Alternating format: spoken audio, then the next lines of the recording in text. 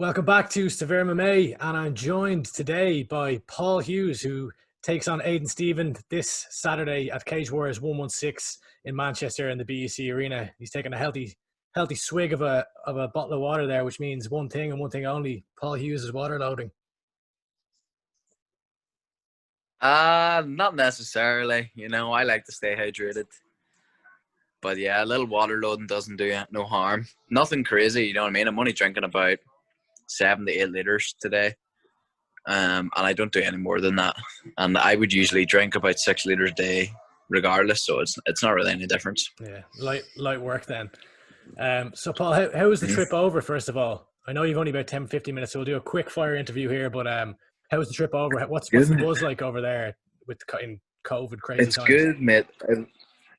It was we were flying at 6 a.m., so it was a very early start for us. I don't normally sleep till late, so I wasn't sleeping to probably 1:32. So Mm. I'm still sitting here on really no sleep. I banged a couple of coffees earlier when we got here, so I'm still doing all right. But it'll be an early one tonight. And are But you in terms of quarantining travel, still? yes. So basically, we got our COVID tests. The last COVID tests were like 2 o'clock. We got them then. We were able to go out and grab our supplies for the week out the town. We're in the city centre, so it's not too bad. So basically, whenever we landed, we just went out in the city, got all the supplies that we needed, done a wee bit of shopping, squeezed a bit in there, you know, and basically we got here for two, got our COVID test, and now we have to quarantine in the room for a full 24 hours before we get our results back. And then once we get the results back, we still can't leave the hotel, and we still can only stay in a certain section of the hotel away from everyone else. So it's just the Cage Warriors guys. So obviously there's no risk of infection then. And what's the buzz like around the hotel? Is it kind of? I mean, imagine it's a crazy time, so it's a bit bizarre. But like, it seems like you're having a good crack. I saw you on Instagram Live there with Ian Gary earlier on today. Yes, sir. That was a good wee Instagram live. Not don't usually have the time to just sit and talk shit for that long, but it was all right. But Exactly. Yeah. there was a good buzz sort of whenever there was a lot of people coming in at the same time. But ultimately, like when you get into the Cage Warriors section of the hotel, you get your test and then you're straight to your room, and nobody's allowed to leave until we get them back tomorrow. So everybody's going to be stuck in their rooms now, so that there's not going to be a lot of crack. But I don't know. I guess nobody really knows what's going to happen over the next few days. I don't really know what sort of specific areas they have for us. I think they have a gym and a couple of workout rooms, which is great. So yeah, we'll just play it by ear. And Paul, we discussed on our last interview how you hadn't been fighting at featherweight, and finally this time they're going to be able to announce you and say, if Paul Hughes, a Cage Warriors featherweight, your first time fighting at 145 for the promotion. So, how has this week been any different? I know you generally say that you walk, or even if you were cutting weight previously, you would have been walking around the same weight, but is it a little bit different? A bit more on edge, maybe? Well, maybe a little bit more on edge, but not too much. Like as I said, like even if I was fighting at 70, like I'd probably still be doing the same routine as what I'm doing now. The only difference will be the final day will be an extra few baths, an extra few sweat sessions, basically. Obviously, I'm a bit bigger now since the last time I made featherweight, which would have been my comeback fight about a year and a half ago. So it's been a while. I breezed the weight cut then, so I'm pretty sure I'm gonna breeze it again, to be honest. But yeah, Is it a different not too mindset sure. though when you have the featherweight championship headline of the same card, and you're hitting that weight? Obviously, like with a pay, even extra pound, I'm sure. But is it a different mindset where Yeah, you can kind of say, okay, now I can really focus in on that title run? yeah. Well, I can definitely at least fight for the title now. It's not like they're gonna give me a title shot if I'm moving up and down weights all the time. Like you have to fight at your weight to get recognized at that weight and to build your way up. So I'm very happy that I've actually got a fight now at my weight, because obviously it wasn't by choice. The other times not getting a fight at my weight, so we're finally here, and yes, I'm looking forward to it, mate.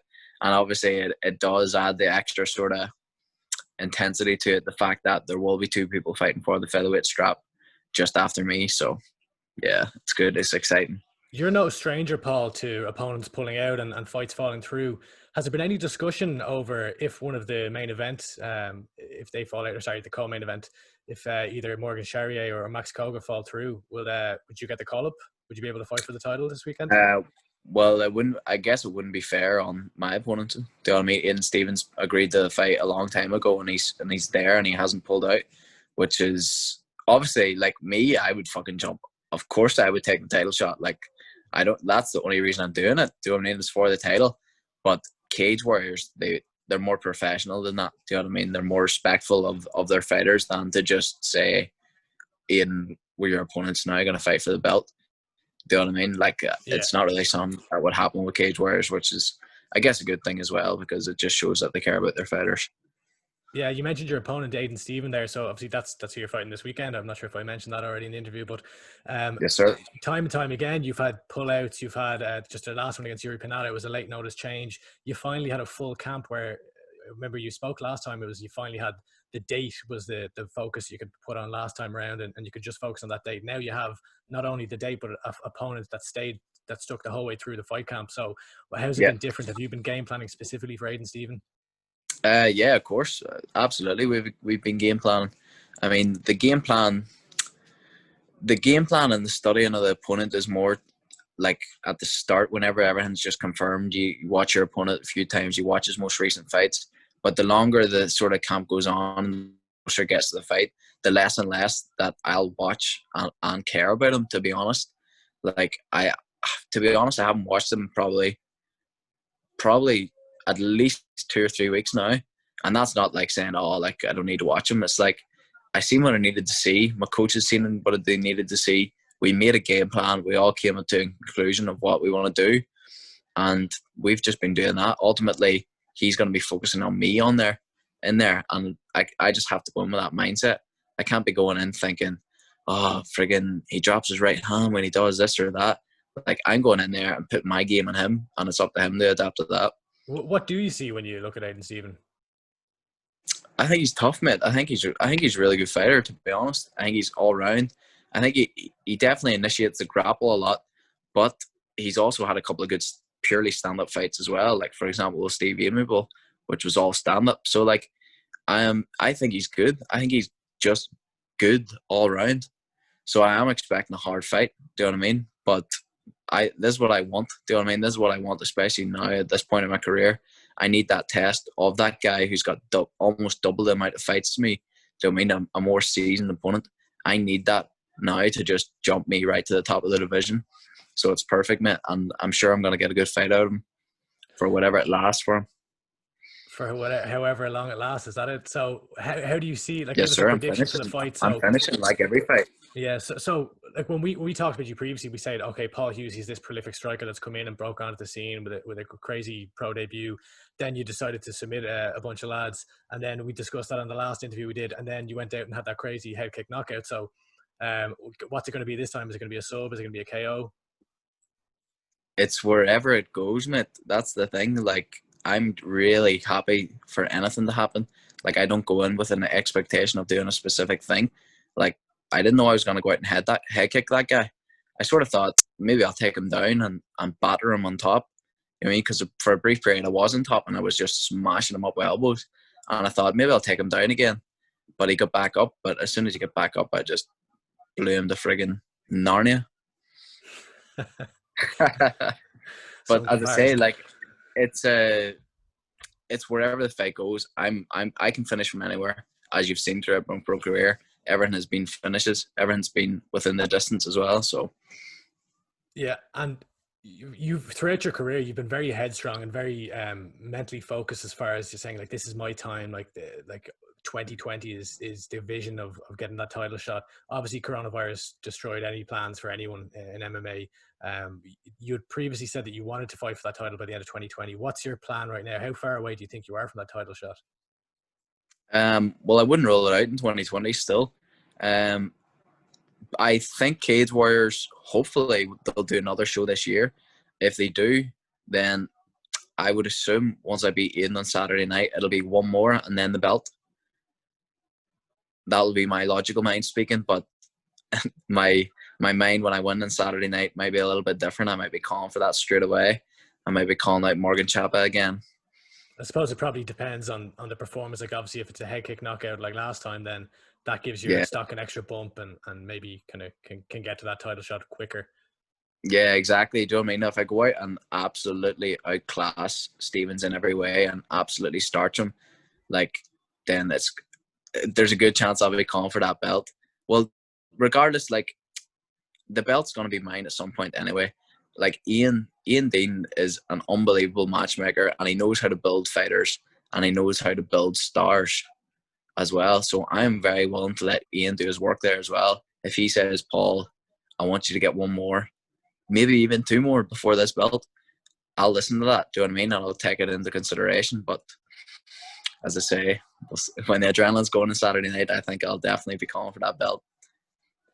Yeah, and Ian Dean does a phenomenal job, and I've been very impressed with how he's put together the trilogy series cards here. One thing I noticed is that he's doing a very good job of kind of grouping teammates together. You're going to be without Joe McColgan in your corner this week, but you will have another teammate in Kyle Mclaren who's making his Cage Warriors debut.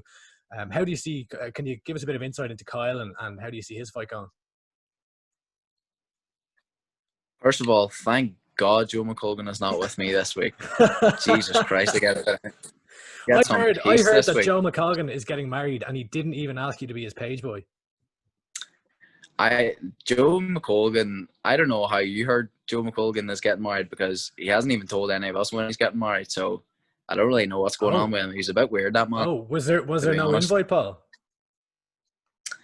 I think he's having a wee private wedding, which Okay. probably means everybody but myself and Patrick McAllister, because we might sabotage it. But, you know, but back to what you're saying about Big Kyle. Yes, mate. Kyle, I'm so glad he's finally getting his opportunity to shine in the big stage, because Kyle is like something to behold. Do you know what I mean? And everybody says it's when they train him, they're just like, whoa, he's so athletic, he's so fast, so strong. Like, Is it his athleticism that I'm is really, really his kind excited of for him. his the main talking point around is like I think it was Joe that described him as like an NFL linebacker in MMA.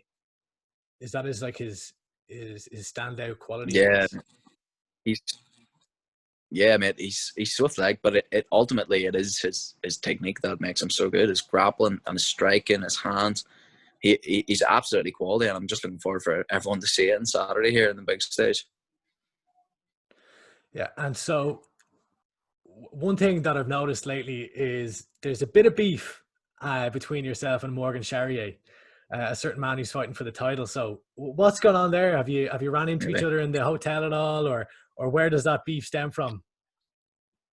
Um, the beef stems from him just being born. To be honest, mate, he's very, very boring, and his fan base are very boring as well. They're all a bunch of nerds, so they are. But I just don't think he brings too much. I don't think he brings too much to the featherweight division, to be honest. Oh, And that's why I called him out and called him boring. Do you know what I mean? I don't think there's nobody really cared about the featherweight division, in my opinion. Like, I don't think anybody even knew that Masvidal was a champion or defended. Like, nobody gave a shit, mate. To be honest, and that's why I just called them both boring bastards after the last fight, because, like, as I said in the post-fight interview, the featherweight division needs spiced up a bit, and here we are. what's the difference between you and Morgan Chariot? Good question. What do you mean? Like fighting style, or? Fighting style, personality, whatever you take from that. Well, first of all, I speak English, so I'm more marketable. First of all, I know Chariot's got a massive following, but there's a difference between having loads of frigging followers on Instagram and Twitter, all a bunch of 13-year-old nerds. There's a difference between that and me being able to actually promote it for Cage Warriors. Like, they'll put up cool promos and stuff of him, but what's he actually engaging in? Nobody actually knows who he is. Do you know what I mean? They see his fights, they see he's got a big Twitter fan base, but he's not engaging with Cage Warriors much. Do you understand what I mean? I get what you mean. Will you be satisfied if you go through your Cage Warriors run without fighting Morgan Chariot? Sorry, broke up a wee bit there. So I was wondering, will you be satisfied with your Cage Warriors run if you don't meet with Morgan Chariot? Is he one of the fighters in the division that you absolutely want to fight? Yeah, I want to fight him, mate. To be honest, the main reason I do want to fight him is because I think stylistically we will have a really good fight, and it's a fight that I would look really good in, because I know he's a stand-up guy and I know his movement. I've obviously watched him. Like, I've studied every Cage Warriors featherweight. The main reason I do want to fight him, honestly, is because I know how good I would look against him, and obviously he's got experience and stuff like that there, which would be better for me to beat someone like that. But it genuinely is because I think he's got a good style in the feet, but a style that, as I say, is just sort of perfect for me to steal that thunder, if you know what I mean. And I think I heard you say on the Instagram live with Ian earlier that you hadn't really seen much of Max Koga, and you didn't really like. Do you have a prediction for that title fight, or not really? As I say, mate, I actually haven't watched him. I probably should, to be honest, because there's a chance he could be the champion here. So I probably should be studying him, but I'll get the job done on Saturday here first. Yeah, and then so two more questions. So once I want to know when that head kick landed on Yuri Panada, and when the ref kind of pulls you off him and stuff like that. What's that emotion? What's that feeling like when you're kind of like on top of the world after securing a highlight reel knockout like that? It's weird, mate, because it all happens so fast. You know what I mean? Like, when we were up against the fence, I landed a real solid knee and an elbow, and I knew he was rocked. So I knew I was going to put the pressure on him. And it just came, the head kick just came naturally. It's something I would throw, and I had set it up. And, like, when I dropped him, it just happened so fast. And you sort of see from my reaction, I just sort of shrugged my shoulders, and I was just like, well, there you are. Do you know what I mean? I was going to finish in some way, and there you are. There's the head kick. I just sort of shrugged and was like, let's go.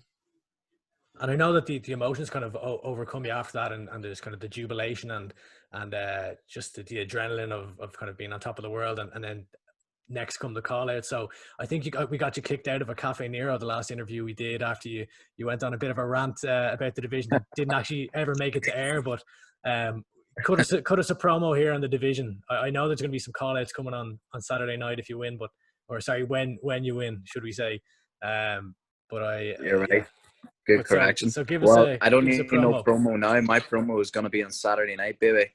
And you'll all see. The featherweights is as if they don't know who I am. Do you know what I mean? When I get that belt, or when I get that win on Saturday, like, I know what Cage Warriors are doing. They're not putting me on the main card of the Saturday night show against a more experienced opponent for nothing. Do you think they are? Do you know what I mean? They know what they're doing, and they're setting me right up for that shot. And featherweights, look, at the end of the day, the belt's going to be mine, regardless of how many people I need to go through to get that. It doesn't really matter. More experience, the better. But in the next few fights, the belt will be mine, 100%. But Paul, I know you need to go train now, so I'm not going to take any more of your time. But yeah, just best of luck with the rest of the weight cut and everything this week.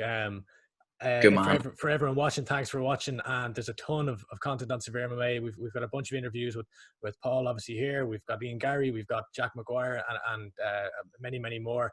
So tune in to Cage Warriors 116 on Saturday night, live on UFC Fight Pass, where you can see the likes of Paul Hughes, the likes of Kyle Mclaren, and all the young up-and-coming Irish prospects making their name on European MMA. Thanks very much, Paul, for your time, and best of luck. Brilliant, mate. Thank you, Andy. Cheers.